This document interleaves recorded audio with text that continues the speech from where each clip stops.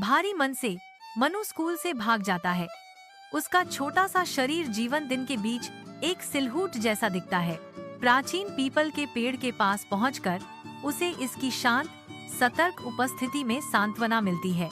People के पेड़ के नीचे मनु बैठता है। उसका बैग जोर से जमीन पर गिरता है। जैसे ही वह बैठता है, पीपल के पेड़ को ऊपर देखते हुए मनु की आंखें एक संबंध, एक मौन समझ की तलाश में है। एक शांत निराशा के क्षण में मनु फुसफुसाता है, काश यह पेड़ बात कर पाता।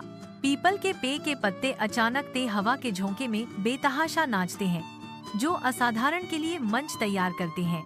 सरसराहट वाले पत्तों के हृदय से एक आवाज गूंजती है, जो प्राचीन ज्ञान के साथ प्रतिध्वनित होती है और मनु को चौंका देती है। मनु की आंखें बेतहाशा इधर उधर घूमती हैं। डर उसके दिल को जकड़ लेता है, क्योंकि अनदेखी उपस्थिति अपने इरादे जाहिर करती है।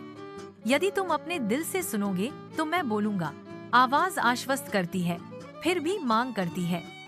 डरो मत, मैं तुम्हारा दोस्त बनना चाहता हूँ, लेकिन उसके लिए तुम्हें कुछ सीखना होगा।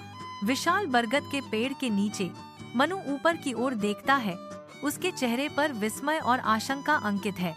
वह प्राचीन प्रहरी से जवाब चाहता है, तुम कौन हो और मुझे क्या सीखना चाहिए? एक प्राचीन और गुंजायमान आवाज पेड़ से गूंजती है, मैं इस पेड़ का रक्षक हूँ और तुम्हें प्रकृति और ज्ञान के महत्व को सीखना होगा। क्या तुम तैयार हो? मनु के चेहरे पर दृढ़ता आ जाती है जब वह घोषणा करते हैं, हाँ मैं तैयार हूँ। बरगद का पेड़ जवाब देता है, उसकी उपस्थिति स्पष्ट है। तो चलो शुरू करते हैं। गांव के खेत में मनु एक बहे पेड़ के नीचे अकेला बैठा है, निराशा में डूबा हुआ। जैसे ही पत्तियां हवा में रहस्य फुसफुसाती हैं, एक मधुर और गहरी आवाज पेड़ से गूंजती है। मनु, आवाज जारी है, प्राचीन ज्ञान के साथ गूंजती हुई। मैं तुम्हें एपीजे अब्दुल कलाम की कहानी बताता हूँ, जो गरीबी से उठकर एक महान वैज्ञानिक बने। वृक्ष की आवाज नरम हो जाती है, एक गहरा सवाल पूछते हुए, क्या तुम भी ऐसा कुछ करना चाहते हो? मनु चुपचाप बैठे हुए हैं, विचारों में खोए हुए हैं और वातावरण में चुप्पी छाई हुई है। अपने घर की शांति में मनु चारपाई पर जागते हुए लेटा है। उसका मन एपीजे अब्दुल कलाम की प्रेरणादायक कहानी से प्रज्वलित है। उसके भीतर एक गहरा सवाल उठता है, क्या वह भी कुछ असाधारण हासिल कर सकता है? मनन के क्षण में मनु फुसफुसाते हैं, मैं भी कुछ करना चाहता हूँ, लेकिन मुझे नहीं पता कि कैसे। रात की चुप्पी उसकी अनिश्चितता को प्रतिध्वनित करती हुई प्रतीत होती है, जो उसकी लालसा को बढ़ाती है। मनु की इच्छा से सहमत होते हुए पास का एक पेड़ सरसराने लगता है, जैसे वह फुसफुसा रहा हो, क्या मैं भी ऐसा कुछ करना चाहता हूँ? मनु के भीतर महत्वाकांक्षा और भी तेज हो जाती है, जो उसे कार्रवाई करने के लिए प्रेरित करती है। स्कूल के रास्ते पर मनु किताबों को पकड़े हुए है। उसके भीतर आशंका और प्रत्याशा का मिश्रण घूम रहा है।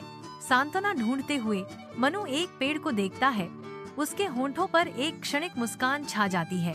स्कूल में मनु अध्ययन में तल्लीन हो जाता है, नए आत्मविश्वास के साथ सवालों के जवाब देता है। जैसे ही गोधूली उतरती है, मनु पेड़ पर लौटता है और ईमानदारी से होमवर्क का पाठ करता है। एक कोमल आवाज फुसफुसाती है, मुझे पता था तुम कर सकते हो। मनु घर लौटता है। उसकी हंसी हवा में गूंजती है, क्योंकि वह अपने विशालकाय दोस्त के पास पहुंचता है। बेपे के पास पहुंचकर मनु मुस्कुराता है, विश्वास करते हुए, तुम मेरे सबसे अच्छे दोस्त हो। पत्तियों की सरसराहट जैसे जवाब में, और तुम मेरे सबसे अच्छे दोस्त हो। मनु पे के सुरक्षात्मक आवरण के नीचे मनु और उसका वृक्षीय साथी अपनी चंचल बातचीत जारी रखते हैं। स्कूल से लौटकर मनु दुख की एक स्पष्ट आभा में डूबा हुआ है। उसका हर कदम अनकही पीड़ा से भारी है। उसकी निराशाजनक निगाह उसके आंगन में स्थित सूखे पेड़ पर टिकी हुई है, जिसकी बंजर शाखाएं कंकालीय भुजाओं की तरह फैली हुई हैं। हर कदम के साथ अनकहे शब्दों और अधूरे वादों का बोझ और भारी होता जाता है, क्योंकि उसकी आंखों में आंसू आने लगते हैं। पे के सामने खे होकर मनु फुसफुसाता है, उसकी आवा भावनाओं से भरी हुई है। तुमने कहा था कि हम दोस्त थे। एक भयावह प्रतिक्रिया गोधूली में गूंजती है। तुम्हें अब मेरी जरूरत नहीं है, क्योंकि अब तुमने अपने आप सीखना शुरू कर दिया है, अपने लिए सोचना, और यही मेरा उद्देश्य था। मनु चुपचाप चिंतन में खड़ा है। पेड़ के शब्दों का भार हवा में भारी लटका हुआ है। उसकी तन्हाई की वास्तविकता उसमें डूब रही है। सालों बाद मनु एक कक्षा के सामने खड़ा है, धूप में नहाया हुआ। बातूनी पेड़ की कहानी से युवा दिमागों को प्रज्वलित करने के लिए तैयार है। कहानी सुनाते समय उसकी आवाज जुनून से गूंजती है। उसका हर शब्द बच्चों के उत्सुक दिमागों में जीवंत तस्वीरें उकेरता है। बच्चे तल्लीनता से सुनते हैं। उनकी आंखें मनु के शब्दों की गर्मी और प्रेरणा को दर्शाती हैं। हृदय से मजबूत इरादे के साथ मनु ने घोषणा की, उस दिन से मैंने अपना मन बना लिया, मैं कभी हार नहीं मानूं। दिन के सुनहरे प्रकाश में नहाया हुआ गांव का स्कूल खेलते हुए बच्चों की आनंदमय आवाजों से स्पंदित होता है। मनु, जो अब एक सम्मानित शिक्षक हैं, अपने छात्रों को देखते हुए खड़े हैं। उनका हृदय गर्व और खुशी से उमड़ रहा है। हवा हंसी की गूंजों और एक उज्जवल भविष्य के वादे से भरी है। स्कूल के हर कोने में मनु के सौम्य मार्गदर्शन में आशा और ज्ञान के बीज खिलते हैं। युवा ऊर्जा से भरे एक कक्षा में मनु बच्चों के सामने खड़े हैं, मार्गदर्शन और ज्ञान के प्रतीक। मनु के शब्दों से मोहित होकर बच्चे उज्जवल आंखों से सुनते हैं।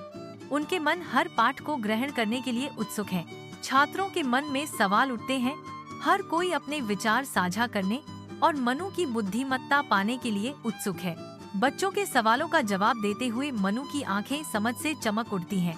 उनकी आवाज गर्मजोशी और प्रोत्साहन से भरी होती है। हर बच्चे में कुछ खास होता है, हमें बस उसे ढूंढने की जरूरत है। एक विनम्र गांव के हृदय में युवा मनु की हंसी हवा में नाचती है, जो शुद्ध भारहीन आनंद की एक धुन है। अपने परिवेश की सादगी के बीच मनु की आत्मा चमकती है, क्योंकि वह ज्ञान के लिए एक अतृप्त प्यास से प्रेरित होकर किताबों की दुनिया में खो जाता है। साझा सपनों से बंधे मनु और उसके दोस्त इकट्ठा होते हैं। उनके युवा चेहरे एक उज्जवल भविष्य के वादे से जगमगाते हैं। विपरीत परिस्थितियों में भी मनु की शिक्षा के प्रति निष्ठा उज्जवल बनी हुई है, जो आशा और लचीलेपन की शक्ति का प्रमाण। स्कूल का आंगन बच्चों की हंसी से जीवंत है, जो कोने में रघु की अकेली आकृति के बिल्कुल विपरीत है। रघु को अलग थलग देखकर मनु का चेहरा चिंता से नरम पड़ जाता है, क्योंकि वह उसकी ओर चलना शुरू कर देता है। कुछ बच्चों द्वारा रघु को चढ़ाया जाता है, जो उसे कागज की गेंदों से मारते हैं। रघु का दबा हुआ गुस्सा एक चीख में फूट पड़ता है, इससे पहले कि वह मुड़कर भाग जाए। मनु का फैला हुआ हाथ हवा में पकड़कर रह जाता है। मनु हस्तक्षेप करने की कोशिश करता है, लेकिन रघु का निराशा उसे दूर ले जाती है। कक्षा की गुनगुनाहट में रघु की निगाह खिड़की से बाहर भटक जाती है, कल्पना में खोई हुई। मनु रघु को देखता है। उनके बीच हवा में एक मौन प्रश्न लटका हुआ है। रघु शिक्षक के सवाल का जवाब देने में असमर्थ है। उसका चेहरा शर्म से लाल हो जाता है, क्योंकि उसके आसपास हंसी फूट पड़ती है। रघु के भीतर क्रोध भड़क उठता है, क्योंकि वह अपनी नोटबुक फाड़ देता है और आवाज कक्षा में गूंजती है।